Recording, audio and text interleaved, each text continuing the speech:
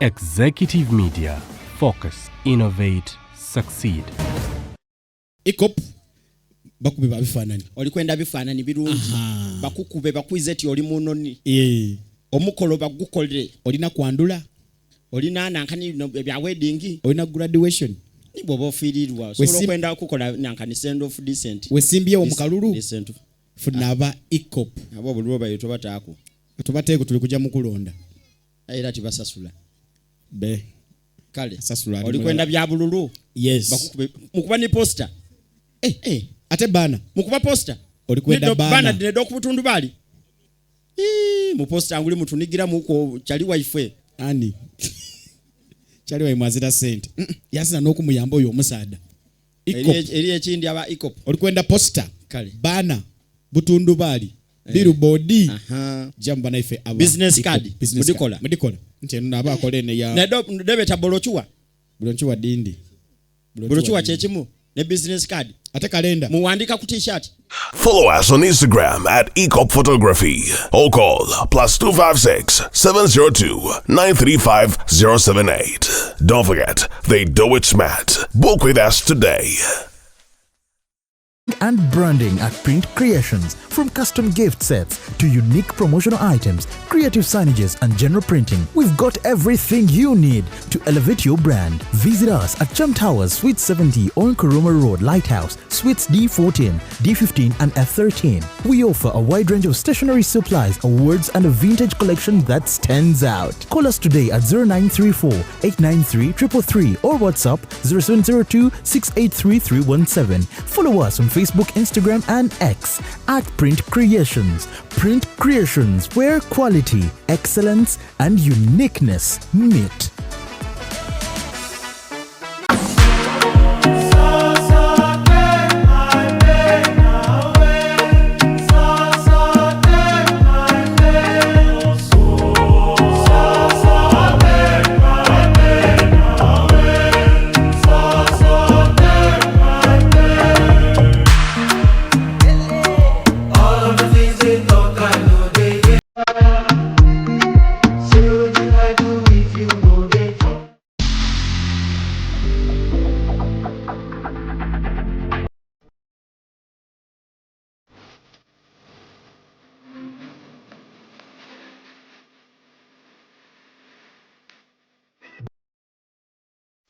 The short and big shot. Omumwa gonfukidde omumwa Zubeida. Candle night ogimanyi. Bagita candle night gw'okutte gw'obba. Washuga teyamazanye ku live. Pamoja ekiri. Bendera ddala. Omusajja ate nga anaakuswaza ajja kwana black sugar. Abasajja munyiga nga tebakati. N'oyingira n'atakubuuza. Ekibonyaabonya ababooda abasinga. Financial literacy. Oli abeera n'etaano ate nagenda n'akwanamu. Ddala mutabani wange wakati w'emyaka alina okuba ng'ekyalo akikuttemu ekitundutundu. Anayakola kimpanya n'alagako nno panda si wa muzannyo. Ate kyenayagala ku ttiimu ya Mama Fini. Sente ziwaayo. Naye tebasaba njawulo. The short and big show. Abantu bajaagalira ddala. We always love you.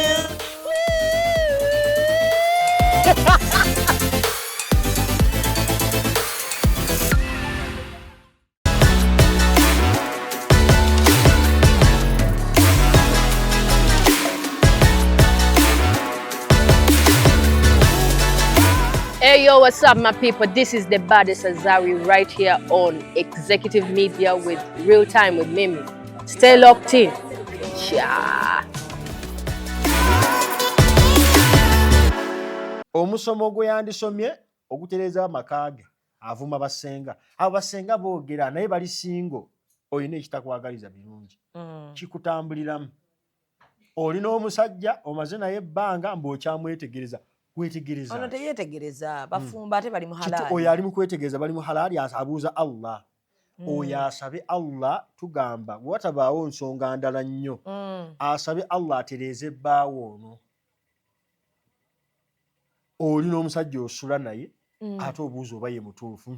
Kati omutuufu oyagala asinga wali. Anti bamanyi tugamba nti no sombeera n'omuntu emyaka 2 nga si yali omutuufu. Emyaka 2 obudde buba bugenze muganda wange. Nga si ye mutuufu owaki. Oyagala gwogera naye mu ntaana. Omusajja nga amukyunya amukuba. Abantu bakyuka. Abantu bamanye. Omusajja akyuka atya? Omusabira. Abantu ekisooka okukuba kwonna oba embeera y'omuntu embi ebaako sababu ensonga kweva. Omutava mu bbanga nti akkube abantu abakulu. Omuntu tunoonyereza lwaki akkuba. Osobola okuba nga omumwa gwe guleetera okukuba. Omukyala asobola okukubuuza awo. Manya abantu babuuza ebibuuzo. Nze njagala nnyo omuntu abuuza ekibuuzo tumanye sayidi ye naye. Kituufu oyogera oli mwavu. Katunoonyereze lwaki oli mwavu. Tetujja kujjanjaba kino. Ate ndi mwavu tukuwe ssente tukuwe $5,000,000. Tusobola ozikuwa nga ate ozitwala mu bigali. Kyekikusa obwavu gye bali abantu bakaaba olw'ensonga ezo. Abaana bali bweru mu biyumba naye ensonga ebakaabya. Seeka maama wange bwe muwa ssente ng'azitwala mu ssabo nze yantama mbula obutamuwa. Ate maama wange ate nnina omuwa ate taata wange buli ssente oyangama. Taata wange buli ssente gye mmuwa agitwala ku balaguzi. Ate nnina omuwa ng'omuzadde nnina omuwa naye ssente buli gye mmuwa agitwala wa? Ku balaguzi. Nkole ntya? Saba nnyo. Saba nnyo. Tova kusaba. Okusaba okutereera mu nsi tekulina kuviibwako bbanga lyonna. Bbanga lyonna. Swala agireke. Eswala tagireka ey'okwebuuza ku Allah kuba agyetaaga olw'ebintu bingi. Agyetaaga olw'okuluŋŋamizibwa. Era asobola okugibe kati talina kyalaba abadde alowooza Allah agenda kussa omukono amukooneko nti y'oyo. Anti ebikolwa asobola okumulaga n'ebikolwa. Asabe busabi bbaawe akyuke. Olwo tusoma ya muqallib alqulub thabbit qulubi ala dinika.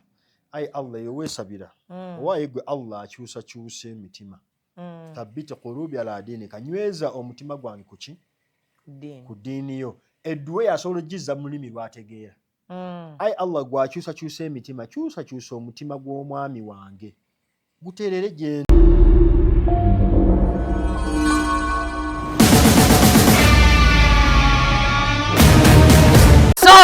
Subira buli omu ali bulungi kamera nkola. Akulindemu omuntu bw'aba akola mulinde. Abadde ogamba ki wamma?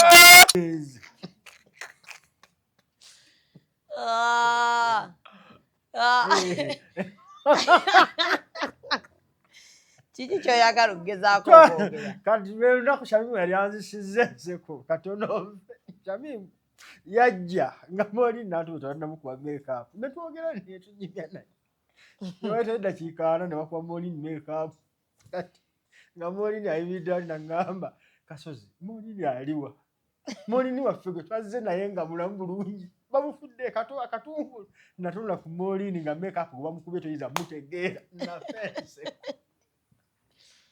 Nafeeseko nga Moolini akyuse ng'omwana makeup yamukiza. Kyokka agenda okunyumiza story eyo ate Netherland Moolini yaŋŋamba mbu yali mukwano gwe yamwesibako amukube makeup. Ye yali agaanye naye mukwano gwe gamwesiba. Mukwano gwe n'alayira. N'aga wallahi nze nnina okukuba makeup. N'amuwa chance agenda banga amukubye era yangeesi. Wabula teekayo tukole. Kiki kyogezaako ekyokukola? Kale. So tuli mu Ramadhaani twagala okubeera nga tubategeeza nti mwebalire ddala okusiiba naye ebintu waliwo n'omuwala gwe bannyumiriza. Omuwala yagenze mu loogi. Mu kisiibo. Oli awo kyanja. Kweyo moolo liranye UK moolo. Ate banaamutegeera ng'oyanjula nnyo bajja mmutegeera. Ekintu ate nga si bawoowe. Ne mbagamba enkaaga zaabwe abanange gundi mukwate gundi yoona ensawo. Oba yabadde ageze ekimantende zaakusiibulukirako. Bbaawe akuba. Mumuwe bbaawe akuba. Ensawo ye mugimuwa agende nayo. Oba yabadde akimye entende. Yabadde talina ntende zaakimye. Naye baakuŋŋambye. Omusiraamu tuwolereza tetukkiriza kulingiriza. Ayinza okuba nga yabadde agenze kuwummulamu. Ate kyabadde kimututte yo oli yamugjeemu naye ye talina kye yafunye. Kuba byabadde bimututte nabe tebaabimuwadde.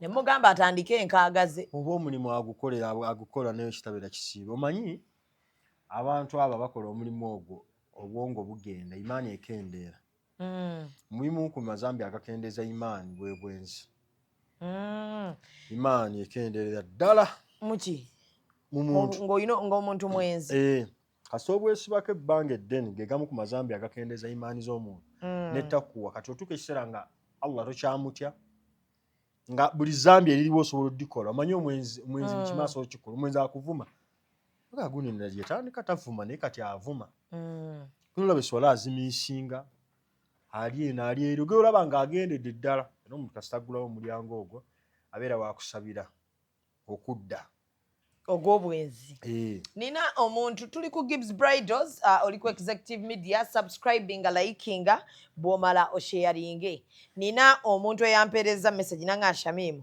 batugamba nti mukisibero obwedda nkulinze ntya obwedda nkulinze nnyo yaŋŋambye Shamimu batugamba mu kisiibo shaitani baba eri ku njegere lwaki nze eri swala ekyankaluubiriza lwaki era nze ku nnyimba kwe siva buli kimu kye bagaana okukola mu kisiibo ng'oggyeko okusiiba asiiba obwenzi tabukola naye bino ebisigadde ebirala ebiri mu mayina abikola aga ate shaitani bwe baba agisiba enjegera ani ankema kati A'udhu billahi minash shaitani rajim bismillahir rahmanir rahim Allah mulungi ebbanga lyonna kyetuyinza omuddamu nti ye kennyini first of all alina okwesabira n'okuwaayo abantu abalala bamusabire tusobola okuba nga omuntu okuba nti fasada bwononefu bwaliko bulina ensibuko gyevaako osobola okuba nga oyonoona olw'ensonga eziwerako osobola okuba nga oliko ekikolimo ggwe nga ggwe osobola okuba nga olw'emikono gyo gwe byokola n'emikono gyo bebikuleetera okubeera muki mazambi ago ekirala kisobola okuba nga obwongo bwo entegeerayo toja advancinga you don't advance your thinking capacity n'entegeerayo biri byonna bisigalako asobola okuba nga ekisooka teyawaayo time kutegeera nti bibi gyali kuba music asobola okusangula Qur'an gy'osoma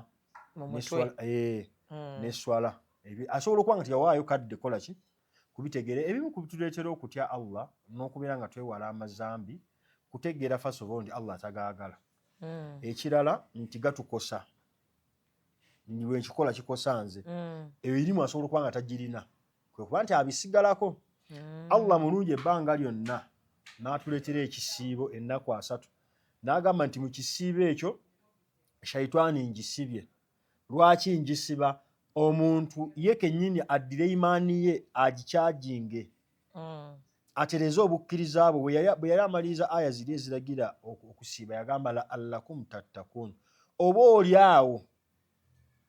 oliawo munaafuna obuki munaafuna okutya Allah kiraga nti ekisiibo kino omuntu bw'ajja nga akisiiba enjala n'emuluma n'abeerawo n'agamba kituufu enjala ennuma ne kimujjukiza Allah n'agamba naye lwaki siridde kyamisana nze abadde akirya nkirese lwakuba Allah yakiragira n'agamba nti bwe mba nsobodde okuleka ebyokulya n'ebyokunywa nsobola n'okuleka obwenzi ku lwa Allah kikuzza eri ani era Allah teyatulekerawo bbanga lyonna nti omuntu avuga omwaka mulamba nga tatujjukiza kyovula buli wiiki tulina olwokutaano omuntu otamujjukiza kintu yeerabira ekibanga abakyala baffe bw'obeera waka n'otamujjukiza nti gw'osasula renti ayinza okyerabira mu bwongo nkazi oba olina omujjukiza otya lisiiti w'osasula renti lisiiti kiteeke ku mmeeza kimuyamba otegeera nti olina omugaso ewaka oluusi akyerabira n'alowooza kya bulijjo gyeberi ebintu ebibeera ewaka omuntu n'alowooza bya bulijjo omuntu abeera ewaka nga alina dishwasher n'atajjukira nti abantu booza ebintu paka wabeerako mu mbeera nga tebakola ki tebooza bintu nga booza ebintu naye oyo afune ye kennyini okwebuulirira ekisooka ekyokulala yeesabire mu bye yeesabira bino wammanga birina okubaamu ai Allah Allahumma ainni ala dhikirika wa shukurika wa husni ibadatika ai Allah nywereza nze mudduwo kukujjukira mbere okujjukira Allah kugazi mujjukire byeyagaana okubireka bye yatusomesa okukola bye yatuwa ng'ebiyungo ng'omubiri gwaffe okisegedde isebo ku music kwatava eswala tasaala ategeera obukulu bw'eswala omuntu yenna amisinga esswala first of all aba tamanyi bukulu bwa swala nga hadithi nyingi zirina omumusomebwa ng'emu ku zo awwalu ma yushabu bihi alyawmu alqiyama ala abdi ekigendo sooka okubalibwa ku mwana Adamu ku lunaku lw'enkomerero aswala.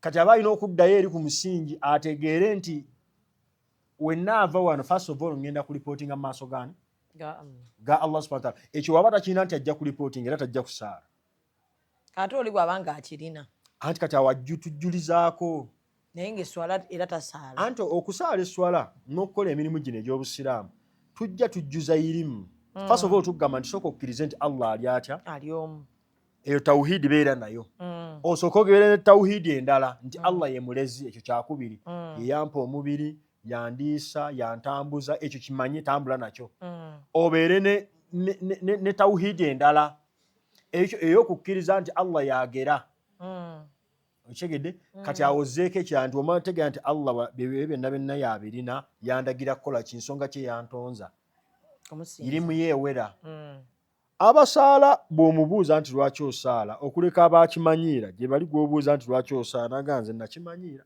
ngenda bugenzi n'ensaala kiri continuous naye olina okuba n'ensonga lwaki osaala ensonga esookera ddala okuba nti osaala ikhiraasa okubeera nti osaala lwa Allah kusinza Allah okweyawulidde okusinza Allah okweyawulidde era wetuba tuwa definition y'esswala tugamba nti esswala bye bigambo n'ebikolwa ebyeyawulidde okusinza Allah subhanahu wa ta'ala nga bitandika ne takbiratul ihram ne bimaliriza ne salaam kati ebyo byonna irimu alina ogimanya naye osobola osanga omuntu ng'ebyo byonna takola ki tabimanyi okuyimirizaawo esswala kinene lwaki Allah yagamba nti kinene nti olina okuba byomanyi bingi okugiyimirizaawo olina okukimanya mu mutwe nti eno esswala gyensaala kituufu bagenda gimbuuza era ngyetaaga era eyamba nze era kyekyantonza kusinza Allah kati ebyo byonna wanaagenda bimanya ajja genda biri byonna agenda abivaako mpola wanaakwata esswala aswalaati tanha anil fahishahi wal munkaru esswala ejja genda emuziyiza omujja kugalya amazambi mpola mpola mwana asiiba tugamba asiibe bw'ajja asaalayo esswala emu bw'asaba Allah subhanahu wa ta'ala amulungamye Allah wanaamuwa omulungamu ajja genda ava ne kubiri yadde shaitani bagisibye kati ye kyewuunya alowooza shaitani ye mukema Allah ateekawo ekisiibo akulage nti amazambi agasinga g'okola gwe oluusi weekwasa shaitani naye nga gwe shaitani yakulekera gundi yakulekera programu waliwo abantu nga shaitani yamulekera programu ekiro nina okunywayo bbiya yadde ndi musiraamu eprogramu n'otambula nayo eyo gosala agamba nti mukisibo sikyusa rutiini n'asigala ku rutiini ye tugamba nti mukisibo shaitani bagisibye obadde okakasa nti yebadde kema kyusa rutiini soma nnyo Qur'ani eri Allah niweba aya emu neweziba aya 10 neweziba aya 10 eri ani eri Allah subhanahu wa ta'ala ate oyo akyuse n'ekifo mwakolera eddiini ye ekifo mwakolera eddiini ye kikulu bw'aba abadde nga tasaala ng'abeera naakulabye Allah amusobozesa asabe ennyo asenguke agendeko endejje bw'aba asobodde eddiini kyusa w'ogikolera semberera omuzikiti okusinziira ku kwagala kw'oyagala enkomerero y'ebeere ebyo tuyinza omuddamu bwetyo so ekyo babadde bakimbuza ne mbagamba mukwano bw'anajja kitujja okubeera nga ate tukola ki tusookerako waliwo omukyalo omulala yabadde abuuza naye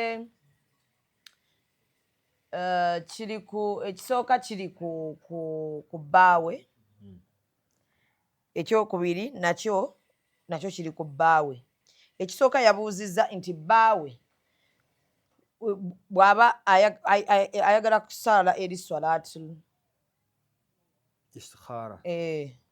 istikhara n'agamba yakagisaala emirundi ebiri naye talabawo njawulo lwasaala lwa nsonga ki ayagala Katonda amulaga oba omusajja yoyo omutuufu ate ng'asula naye amucunya Ekinsesezza waliwo nange waliwo question eyo nabadde ku faamu eyo. Kuba yange mu bufumbo gyali nalaba nga ataliiyo alanga ali mu bwenzi. Nabadde ku faamu era mukwano gwange n'asindika ka audio bwe kati. Nangamba mwami wange maze naye nga byenkugamba byadde mu ka audio. Maze naye emyaka 5 yankola ne business yanzimbira ennyumba eyo eri sides eyo naye njaga nkyakakasa oba ye mutuufu. Amugambye aja ati sooka ove mu ddalo eyo. Va mu ddalo shaitani yebe kuliko ekisookera ddala. Waliwo shaitani ebeera ku muntu nga temwagaliza birungi. Ekyo kimu. Nga neewali ekirungi omuntu ategeera nti alina shaitani eyo oba amajinni ago oba basobola okugayita ebirala asobola okubiyita ebiteega abalala bayita mpewo za kika abalala lubaale nga takwagaliza kalungi konna konna. Ye muntu ewali omusomo nga gwa bwereere nga gwa mukulaakulanya naye nga tayagala. Ye gosanga avuma ba motivational speaker lwaki bye boogera bisobola omufunisa ssente naye ekimulimu ekitamwagala mufunisa ssente agawaawo ba motivational speaker gasiya. Balimba bwe batyo. Omusomo gwe yandisomye ogutereeza amaka ge avuma basenga. Abo basenga boogera naye bali singo olina ekitakwagaliza birungi. Kikutambuliramu. Olina omusajja omaze naye ebbanga mbw'okyamwetegereza. Wetegereza. Ono teyetegereza bafumba ate bali mu halali. Oyo ali mu kwetegereza bali mu halali abuuza Allah. Oyo asabe Allah tugamba watabaawo nsonga ndala nnyo. Asabe Allah atereeze ebbaawo ono. Olina omusajja osula naye ate obuuza oba ye mutuufu. Kati omutuufu oyagala asinga wali. Anti bamanyi tugamba nti no sombeera n'omuntu emyaka 2 nga si yali omutuufu. Ebyo emyaka 2 obudde buba bugenze muganda wange. Nga si mutuufu owaki. Oyagala gwogera naye mu ntaana. Omusajja nga amukyunya amukuba. Abantu bakyuka. Abantu bamanye. Omusajja akyuka atya? Omusabira. Abantu ekisooka okukuba kwonna oba embeera y'omuntu embi ebaako sababu ensonga kweva. Omuntu ava mu bbanga nti akkube abantu abakulu. Omuntu tunoonyereza lwaki akkuba. Osobola okuba nga omumwa gwe guleetera okukuba. Omukyala asobola okukubuuza awo. Manya abantu babuuza ebibuuzo. Nze njagala nnyo omuntu abuuza ekibuuzo tumanye sayidi ye naye. Kituufu oyogera oli mwavu katunoonyereze lwaki oli mwavu. Tetujja kujjanjaba kino. Ate ndi mwavu tukuwe ssente tukuwe $5,000,000. Tusobola ozikuwa nga ate ozitwala mu bigali. Kyekikusa obwavu gye bali abantu bakaaba olw'ensonga ezo. Abaana bali bweru mu biyumba naye ensonga ebakaabya. Seeka maama wange bwe muwa ssente ng'azitwala mu ssabo nze yantama mbula obutamuwa. Ate ye maama wange ate nnina omuwa ate taata wange buli ssente oyo yangamba taata wange buli ssente gye mmuwa agitwala ku balaguzi. Ate nnina omuwa ng'omuzadde nnina omuwa naye ssente buli gye mmuwa agitwala wa? Ku balaguzi. Nkole ntya? Saba nnyo. Saba nnyo. Tova kusaba. Okusaba okutereera mu nsi tekulina kuviibwako bbanga lyonna. Bbanga lyonna. Swala agireke. Eswala tagireka ey'okwebuuza ku Allah kuba agyetaaga olw'ebintu bingi. Agyetaaga olw'okuluŋŋamizibwa. Olw'okuluŋŋamizibwa era asobola okugibe kati talina kyalaba abadde alowooza Allah agenda kussa omukono amukooneko nti y'oyo. Anti ebikolwa asobola okumulaga n'ebikolwa. Asabe busabi bbaawo akyuke. Waliwo ddwa tusoma ya muqalliba alqulub thabbit qulubi ala diinika. Ayi Allah eyo weesabira. Owaaye gwe Allah akyusakyusa emitima. Thabbit qulubi ala diinika. Nyweza omutima gwange ku ki? Ku ddiini yo. Edduwe yasobola ogizza mu lulimi lw'ategeera. Ayi Allah gwakyusakyusa emitima kyusakyusa omutima gw'omwami wange guteerere gye ndi. Omuntu asobola okuba ng'asaba naye ng'asaba mu bukyamu naye nga kyasaba kye kituufu. So nsobola okusaba nti ya Allah gwakyusakyusa emitima. Kyusa omutima gwa bba wange aleme kunzizaako. Wabako waliwo ebintu by'ogenda osaba nga Allah yabiramula dda. Ekyo tetutawaana. Waliwo ebintu by'ogenda osaba kiringa onoosaba kati kankuwe ebintu ebizibu ebyokusaba. Kyogala ki ayi Allah nsaba Allah nemekula nkome wano ku myaka 3. Allah tonyongerako emyaka nkome wano ojja kufa. Kuba kyekikomya omuntu okukula. Anti ayi Allah nsaba ndabike bulungi newe naaweza emyaka 6. Tompe enkanyanya tokola ki? Sikoota kuuta. Tosaba ekyo. Allah ekintu kye yageredda saba Allah we kiba kizze kibanga bigezo ebigezo tusobola byewala ebizibu tujja byewala okugezesebwa kwonna tujja kwewala naye saba Allah we kuba kuzze akuwa okugonvugonvu saba Allah we babanzizizzaako ayi Allah ng'oli omukyala yasaba hey Allah obu omusaba bange wabanzizizzaako anzizeeko omukyala omulongoofu asobola ogisaba edduwa awo nakuwala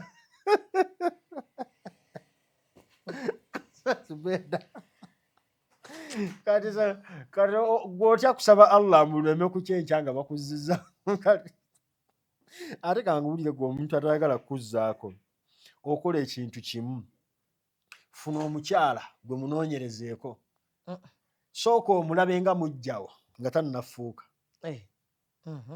wejjanjaba nkuwa eddagala mulabe nga mujjawo nga tannakola ki tannafuuka ojjemu obujja bwonna omugambe nti Sharifa nkakasa ne wobeera mujja wange sijja kukwatibwa ki yogera ne bbaawo mugambe ntya nakufuniddeyo omukazi omulala mugambe oyo neomwagala sirina buzibu omusajja ajja mwagala va mu mbozi z'amalwa ate ndinkubulya waliwo yali akikozeeko wallahi sobola baba tokiwulyanko tokirabanko nali nkiwuliddeko naye yakisinze kwe tokirabangako yali ngali ku stage 4 eya kansa n'asaba anti tekyetaagisa n'agamba wano gwe njo olaba nga yayinza okubeera mu baana bange kati kyekiri kyegambe nti buli nsonga ekolebwa mu busiraamu eriko sababu kyova olaba aya zonna okukka zaaliko kyetuyita sababu nuzul lwaki zakka Allah amala okussa Qur'an yagissa ku lawhat mahfuz ku ggulu erisembayo then nekka Jibril we yagijjanga ogissa at a need of a time waliwo nsonga ki nti waliwo abageyeza omubaka Allah nassa aya eyo waliwo nsonga ki waliwo ababuuzizza Muhammad ebibuuzo sallallahu alaihi wasallam waliwo abasahaba babuuzanga nabbi ebibuuzo Allah nassa aya nga bamubuuzizza kati waliwo bamubuuza kyakulabirako bamubuuza ku Dhulqarnain Allah namugamba nti wayas'alunaka an Dhulqarnain qul sa'atiru alayhi minhu dhikra bakubuuza ku Dhulqarnain bagambe nja baddamu enkya okyegera gwe oba owuliranga ensonga yo toyagala kuzzaako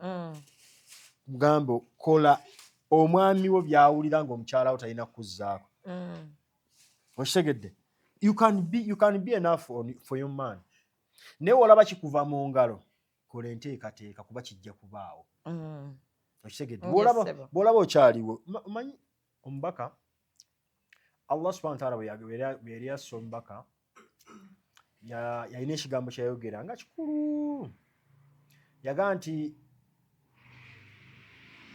ab'ekibiina kya Muhammad sallallahu alaihi wasallam oyo omubaka wammwe gwe mulaba laqad kana rasulullahi lakum uswatun hasana ekifaananyi kye mumulabako kyekisinga obulungi gye muli byonna Muhammadi sallallahu alaihi wasallam bye yakola bye yalimu bireflectinga obulamu bwe tutambuliramu gyeri omusiraamu gyeri atali musiraamu gyeri omuntu ng'alina omukyala w'omu ng'ali contented nga ne mubaka Muhammad sallallahu alaihi wasallam weweera ne Hadija ebbanga lye lyonna nga tamuzizzaako okategedde paka Allah subhanahu wa ta'ala we yayita Hadija n'amujjulula omubaka n'agenda ng'afuna abaddako n'abazzaako n'addako n'abakolaki n'abazzaako naawe osobola nti yamulinda mpaka oli bwe yafa kati bakulinde naawe wonoofa kati tuno tugamba nti kati waliwo okwetangira waliwo okwetangira nga omukyala ali eyo omwami we gw'ayina ali mu bikemo bingi omwami alina kampani bakola mu byamazzi kampani kyakulabirako ekola mu mazzi alina basekuritale bakazi alina abakozi awo omulaba alabankana omulaba omwami atunula eno n'eri naawe olaba tokyamumala bw'oba oli musiraamu asobola mufunireyo omukyalo mugambe nti beera n'ono nze nja kubeera contented awo tovaawo oyo newonaabeera naye newonangamba nti ngenze wa Hadija mmanyaye omanye nti omunaako obujja ekyo kisoboka era abantu bangi babikoze ekigere naye ekyokubeera awo ng'oli mu comfortable seat nga nti Allah tebanzizaako Allah wendabira mujja wange Allah mutema Allah Allah ajja kugezesa. Okay. So ekirala yabadde agamba bbaawe yamugambye ayagalayo threesome. Etya? Wallahi. Bbaawe yazze n'amugamba njagala tukoleyo threesome londa ku mikwano gyo ababiri, alina bakwano be babiri. Badde nga bajja ne bakyala ewaka. Anti bwe boononefu obutuuse. Mu kuba nti bakwano be babiri badde bakyala ewaka yamugambye njagala olondeyo ku makwano bo babiri omu.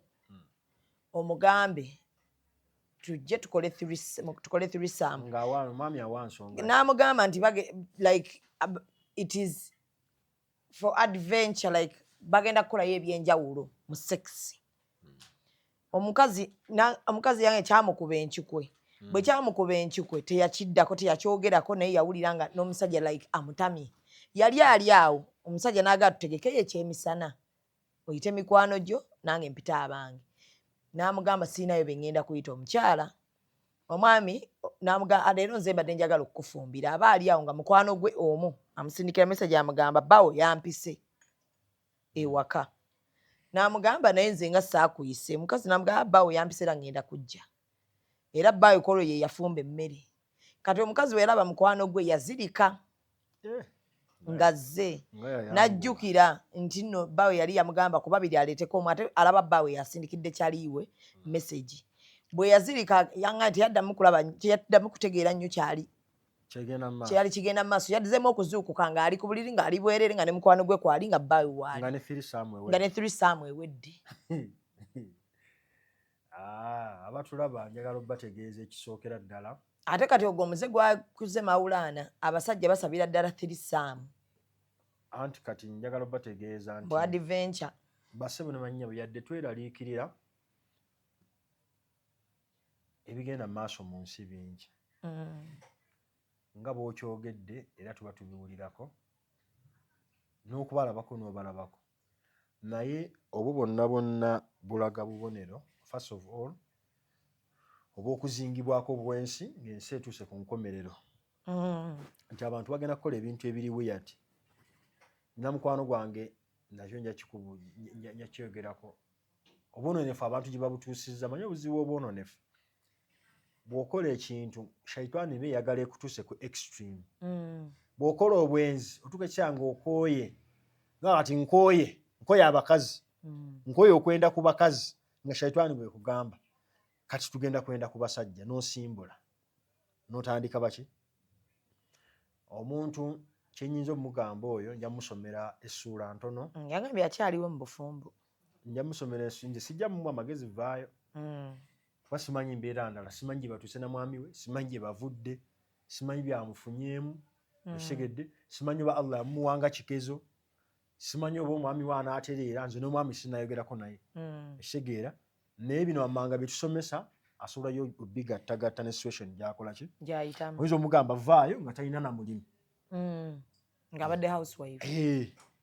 Oyinza omugamba vaayo ng'omusajja yamuwonga. Kitegeera.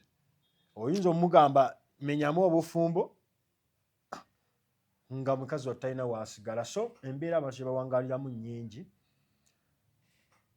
Kyogere kifaanagana ekya mukwano gwange yaŋŋamba nti bbaawe yali yeetondera bbaawe amusonyiwe naye n'amugamba nti mpozi ng'okkiriza Nancy Kalo n'ajja naye ne tubeera naye mu threesome. Era mukwano gwange talina kyakkola nga Nancy Kalo alina okujja. So awo ensi weeri naye ffe mu sayidi y'Obusiraamu Allah yagamba nti wal asri innal insana lafi khusr illa alladhina amanu wa amilu salihati watawasaw bil haqqi watawasaw bis sabr. Tumusabira omukyalo oyo embeera gy'atuukibbwako kituufu ekuba enkikwe first of all etta omutima gwe psychologically era awulira ng'eyakwatibwa. She was either is it definement? Raped. Nti mbasiraamu asaala omukyala.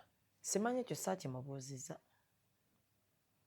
Naye yabadde aŋŋamba ali mu like awulira obulamu yenna yaggwawo teyeewulira.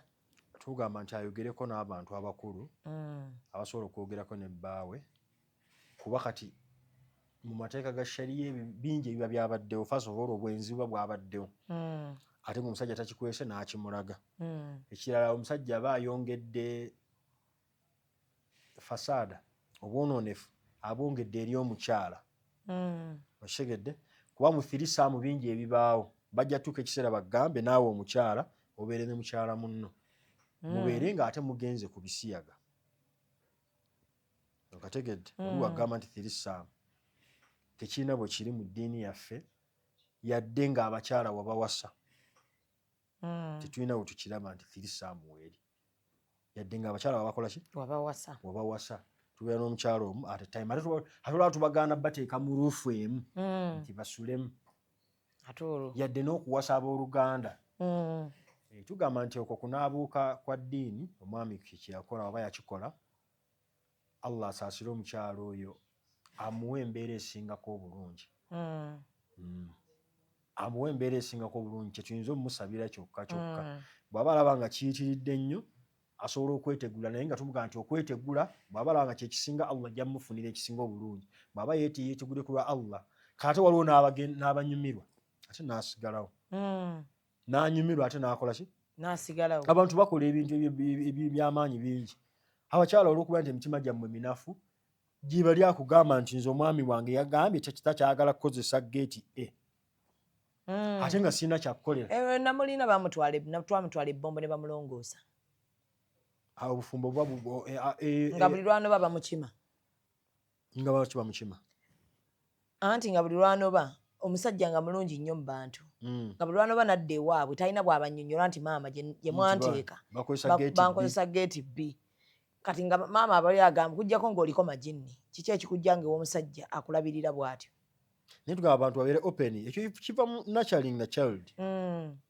omwana akuzibwa ng'asomesebwa bulungi nti be open weeyogereko yogera ekizibu ekikuluma amanyi abazadde baffe twakyogerako mu interview abazadde baffe wano ebimu ku bibaluma nakula mwogera ne maama Martin oli yafa oluusi ebibaluma nti oluusi omwana akola ebintu naye nga obadde tobisuubira gwolowooza kino kyewamuteekamu kyagenderako yogera n'omwana wo yogera naye mu kisiibo kino mbeera n'ekirali kisiibo tugenda kuba nga ate tufuna Maulana nga ajja wano ne tumubuuzaako ku bibuuzo.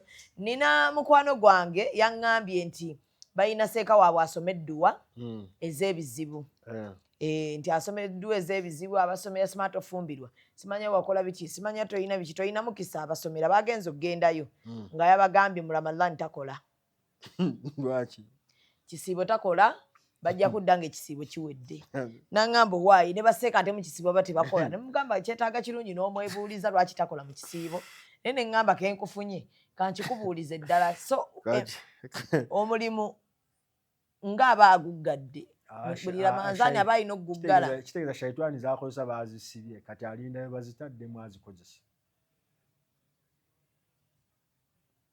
baseeka basoma edduwa tekiriko kubuuza shaitani z'akozesa baazisibye lwaki tasaba mu kisiibo kyagala Allah mu kisiibo yeebase andi mu kisiibo tajjanjaba bategere butegeeze shaitani z'akozesa baazisiba balindeko ekisiibo kiggweko bazisumulule addemu azikozese buto sibo tagaba mikisa mbu ate atya anti abayita ngaba emikisa wabulwako omusajja sajja bakwana ne bakulekawo shahru ramadhan alladhi unzila fihi alquran hudan linnas wa bayinati min alhuda omwezi gwa Ramadhaani gwe Allah subhanahu wa ta'ala gwe yassaamu Qur'ani hudan linnas nga kirungamye eri abantu n'okwawula okulungamya okwo omukyalo oyo asome Qur'ani edduwa zijje mu Qur'ani tubagamba wano nga bagamba mwekoza ave ku seeko tetusobola mugamba kintu kirala kyonna kyonna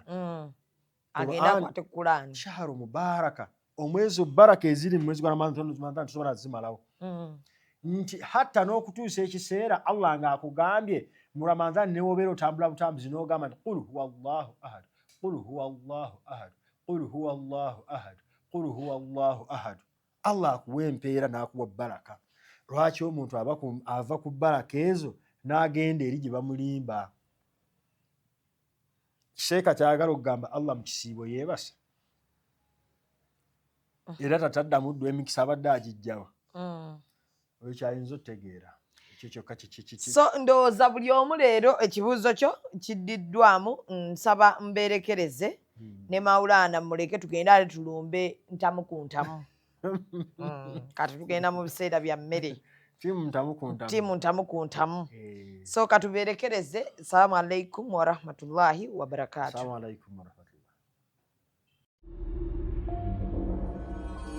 Executive Media.